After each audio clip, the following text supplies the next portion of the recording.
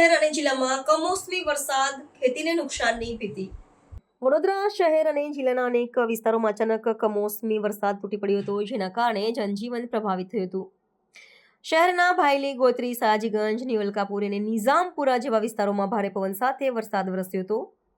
વાતાવરણમાં અચાનક આવેલા પલટાને કારણે તાપમાનમાં ઘટાડો નોંધાયો હતો.